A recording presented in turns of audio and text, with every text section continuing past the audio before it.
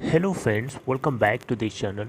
दोस्तों, इस वीडियो में हम लोग बात करेंगे रिलायंस नेवल के लिए, लेकिन आपसे बातचीत तो करेंगे ही, उससे पहले रिक्वेस्ट करना चाहूँगा। पहले रिक्वेस्ट कि अगर आप चैनल को फर्स्ट टाइम देख रहे हैं, मेक श्योर कि सब्सक्राइब करके बेल आइकन को हिट कर लीजिए ताकि आपको आने वाले समय में वीडियोज़ की नोटिफिकेशन मिस ना हो। दूसरी रिक्वेस्ट ये, अगर आप डीमेट या ट्रेडिंग अकाउंट ओपन कराना चाहते हैं, डिस्क्रिप्शन बॉक्स में लिंक आपके लिए ड्रॉप किया गया है।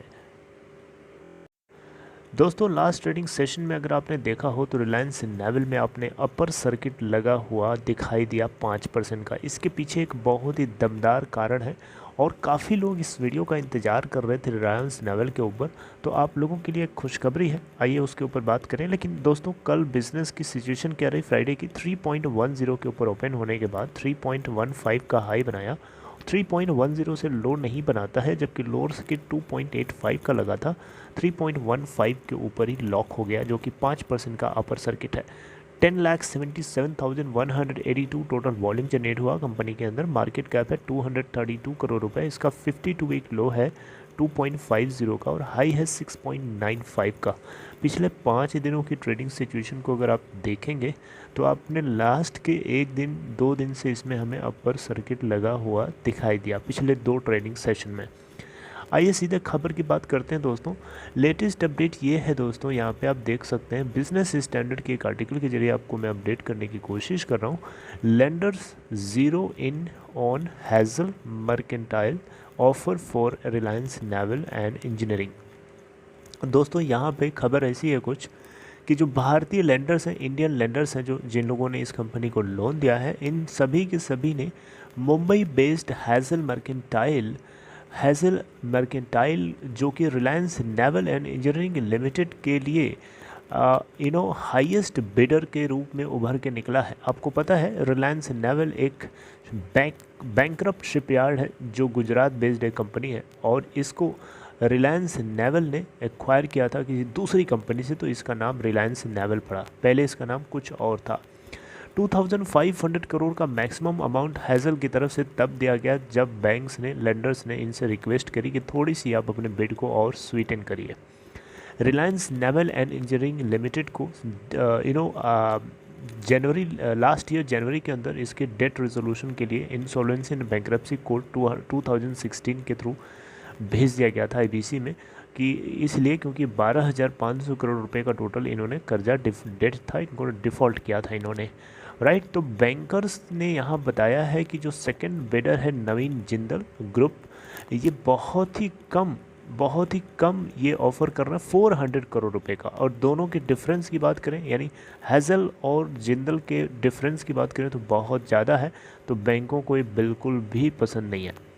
बैंक्स तो चाहेंगे उनको ज़्यादा से ज़्यादा रिकवरी हो। पहले हैज़ल भी बहुत ज़्यादा नहीं दे रहा था, 2100 करोड़ रुपए दे रहा था, लेकिन जब बैंक्स ने थोड़ी रिक्वेस्ट करी तो इन्होंने अपने बिड को थोड़ा स्वीटन किया, 2500 करोड़ रुपए कर लिया है। तो अब यहाँ पे बताया जा रहा है कि अगर सारे के सारे बैंक, सारे के सारे लेंडर्स अगर हैज़ल के इस प्रपोजल के फेवर में वोटिंग करते हैं तो डेफिनेटली ये बैंकों के लिए लोन्स जो दिए हैं उसकी 20% की रिकवरी यहाँ देखने को मिलेगी, जो कि मच बेटर है वीडियोकॉन इंडस्ट्रीज़ और सिवा इंडस्ट्रीज़ की रिकवरी के कंपेयर में, जहाँ 5% की मात्र रिकवरी देखने को मिली। एनसीएलटी अप्रूवल तो दे दिया, लेकिन वो दोनों के दोनों मामले जो है लिटिगेशन प्रोसेस में, कानूनी प्रक्रिया में फंस चुके हैं और वो फाइनलाइज हुआ भी नहीं है अभी। तो दोस्तों, यहाँ पे एक नया जो मैनेजमेंट होगा रिलायंस नेवल इंजीनियरिंग लिमिटेड का, वो डेफिनेटली इसकी सिचुएशन को बेटर करेगा, जिसकी वजह से इंडियन नेवी से जो ऑर्डर्स मिलने चाहिए थे वो मिलते तो पहले भी थे, लेकिन दिक्कत ये आती थी कि जब ये अपने ऑर्डर्स को डिलीवर नहीं करेगा टाइम पे तो कोई भी अपना कॉन्ट्रैक्ट इसको क्यों देगा। तो यहाँ पर इंडियन नेवी सबसे बड़ा एक ऑप्शन है इसके सामने, जो इसको कॉन्ट्रैक्ट देता रहा है पहले भी और देना बंद कर दिया क्योंकि इन्होंने डिलीवरी टाइम से देना बंद कर दिया। तो अगर रिलायंस नेवल की सिचुएशन बेटर होती है नए मैनेजमेंट के अंतर्गत तो डेफिनेटली इंडियन नेवी इसको ऑर्डर्स देगा। Coast guard and oil and natural gas corporation यानी ONGC for patrol boats and offshore supply vehicles यानी ओएसवीज, ओएनजीसी के ऊपर भी हम बात करेंगे। इन्होंने एक पीछे कुछ साल पहले ऑर्डर दिया था, लेकिन इन्होंने डिलीवरी नहीं करी इसकी। तो दोस्तों, यहाँ पे बताना चाहूँगा रिलायंस नेवल एंड इंजीनियरिंग जो है ये कंपनी ऑपरेट करती है इंडिया का सबसे बड़ा integrated ship building facility dry dock के साथ, और इसकी जो फैसिलिटी है वो only modular ship building facility के साथ अवेलेबल है, और with capacity to build fully fabricated and outfitted blocks. दोस्तों कंपनी को रिलायंस नेवल को डेट, इसका जो डेट था बहुत ज़्यादा इसलिए भी बढ़ गया पिछले कुछ सालों में, क्योंकि ONGC ने यहाँ पे 12 ऑफ शोर सप्लाई व्हीकल्स 2009-10 में ऑर्डर किए थे, लेकिन कंपनी ने 2015-16 तक सिर्फ 7 ऑफ शोर सप्लाई वेसल्स को डिलीवरी करी, बाकी की इन्होंने नहीं किया। तो ONGC ने अपना जो कॉन्ट्रैक्ट था वो कैंसिल करके इसकी जो बैंक गारंटी थी उसको इन्वोक करा लिया, राइट, इन फाइनेंशियल ईयर 2019। फिर हुआ क्या, हुआ ये कि फाइनेंशियल बर्डन और बढ़ गया कंपनी के ऊपर, जिसकी वजह से रिलायंस नेवल अब क्या करता है कि आर्बिट्रेशन पिटिशन फाइल कर देता है ONGC के खिलाफ, और जो कि अभी भी पेंडिंग है। अगर आर्बिट्रेशन पिटिशन में अगर ONGC को हार मिलती है, यानी रिलायंस नेवल जीतता है, तो ये भी एक बढ़िया अच्छी खबर होगी इस कंपनी के लिए, रिलायंस नेवल के लिए, राइट। तो दोस्तों आप देख सकते हैं इसको, इसके डेट रिजोल्यूशन के लिए इसको जो है NCLT में भेज दिया गया। आप देख सकते हैं यहाँ पे 75 करोड़ जो है फाइनेंशियल ईयर 2021 के अंदर कंपनी ने टोटल रेवेन्यू रिपोर्ट किया था, क्योंकि इसके जो ऑर्डर्स थे लगभग ख़त्म हो चुके थे, ड्राई अप हो चुके थे, राइट, और लॉस था 1621 करोड़ का। अगर एक बार कंपनी ऑपरेशनल हो जाती है तो डेफिनेटली इसको इंडियन डिफेंस फोर्सेस की तरफ से मैन्युफैक्चरिंग टेक्नोलॉजी इंटेंसिव शिप्स के लिए बहुत सारे ऑर्डर्स मिलेंगे, राइट।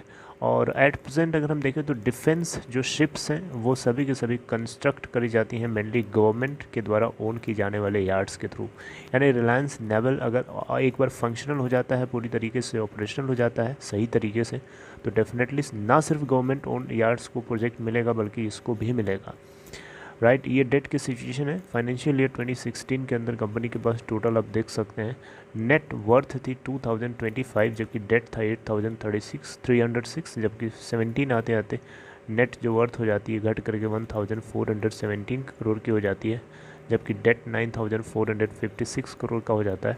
फाइनेंशियल ईयर 2018 में आते आते डेट इसकी जो नेट वर्थ है 443 करोड़ हो जाती है, जबकि डेट बढ़ करके 10,680 करोड़ हो जाता है। फाइनेंशियल ईयर 2019 आते आते इसकी जो नेट वर्थ है 10,421 करोड़ हो जाती है माइनस में, जबकि जो डेट है 11,769 करोड़ हो जाता है। और फाइनेंशियल ईयर 2020 आते आते जो कंपनी की नेट वर्थ है 12,178 करोड़ हो जाती है नेगेटिव में, जबकि डेट जो है बढ़ करके 12,906 करोड़ हो जाता है, राइट। तो ये कंप्लीट इन्फॉर्मेशन है Reliance naval and engineering limited को लेकर के लेटेस्ट अपडेट आपसे मैंने शेयर किया। I hope you got it. काफ़ी लोग आप लोगों में से इंतज़ार में थे, आई होप कि उनको थोड़ा सा ये वीडियो राहत दे रहा होगा। आगे कुछ और होता है डेवलपमेंट तो आपसे ज़रूर हम लोग बात करेंगे। Take care friends, this is all in this video.